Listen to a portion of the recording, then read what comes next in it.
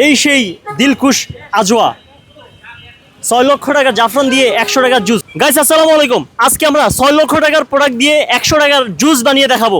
এটা হচ্ছে Dilkush Ajwa. Dilkush Ajwa খাওয়ার জন্য অনেকেই ভাইয়েরা চলে আসছে। ভাই কোথা থেকে আসছেন ভাই? আমি আসছি মিরপুর 1 থেকে। মিরপুর থেকে। আপনারা কোথা থেকে আসছেন? মিরপুর থেকে। আপনারা সবাই ফ্রেন্ড? জি ফাইন। আজকে কয়টা নেবেন আপনারা মূলত দিলকুশ আজওয়া?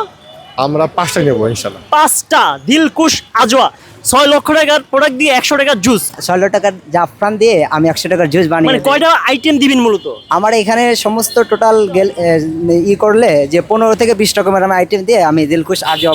গাইস ফাইনাল হয়ে গেল দিলকুশ আজওয়া, রাইট? জি ভাইয়া, দিলকুশ আজওয়া আমার রেডি হয়ে গিয়েছে। 6 লক্ষ টাকার জাফরান দিয়ে 100 টাকার জুস। এর মধ্যে কয়টা আইটেম ছিল? এখানে 15 থেকে 20 রকমের আইটেম দিয়ে আমার এই দিলকুশ আজওয়াটা তৈরি করেছি। 15 থেকে 20 রকমের আইটেম দিয়ে বানানো হয়েছে দিলকুশ আজওয়া। ভাই কে নেবে না আমি সার্ভ করছি। তো আমাদের স্টুডেন্ট ভাইরা চলে আসছে, 4টে অর্ডার দিয়েছে প্লিজ। তো আমরা দেখতে পাচ্ছি আপু এই প্রথম হয়তো বা খাচ্ছে দিলকুশ আজওয়া। তো আগে হয়তো বা বিভিন্ন ফ্লেভার খেয়েছিল। জি ভাইয়া, আমার এই দিলকুশ আজওয়া খেতে বিভিন্ন দেশের প্রান্তে থেকে নেয় মানুষ ছুটে আসে খাওয়ার জন্য।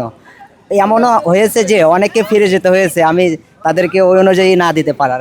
এই সেই দিলকুশ আজওয়া 6 লক্ষ টাকা জাফরান দিয়ে 100 টাকার জুস। অনেক মজা, ভালোই। তো আমরা একটু রিভিউ নিব আপনার কাছ থেকে। অনেস্টলি স্পিকিং প্লিজ, কেমন লাগছে খাওয়ার পরে? ভালো। গুড, বেস্ট, বেটার, এর মধ্যে কোনটা দিবেন আপনি? বেস্ট। বেস্ট। এর উপরে আর কিছু থাকলে দিতেন।